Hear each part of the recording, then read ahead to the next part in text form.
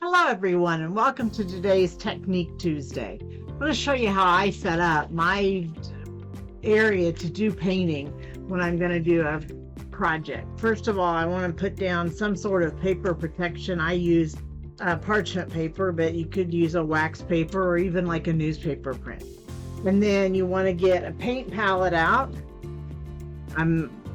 I have a couple pieces of tape there to hold mine steady because I have a tendency to push on mine and move it around. And then last but not least, you want to make a tape board. And you can make this as small or as large as you want depending on the project you're going to be making.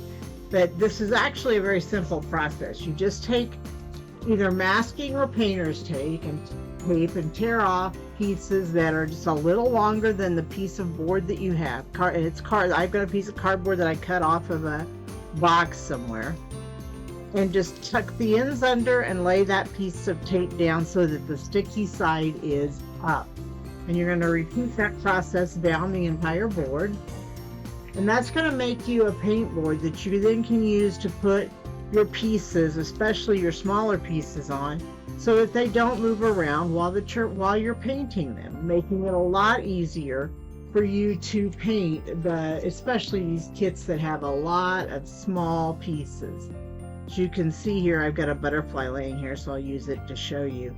Just keep going down. I'm going to stop here, but just keep going down till you've filled your board with the tape pieces.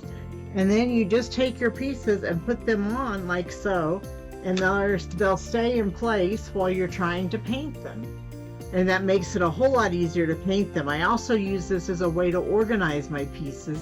So I put all the pieces that are white here and all the pieces that are black here, and etc. Group them by color, so it's really quick and easy to paint each of the pieces and parts that we make in one of these kits. So hopefully that's a trick for you to make painting your kits easier as you go forward.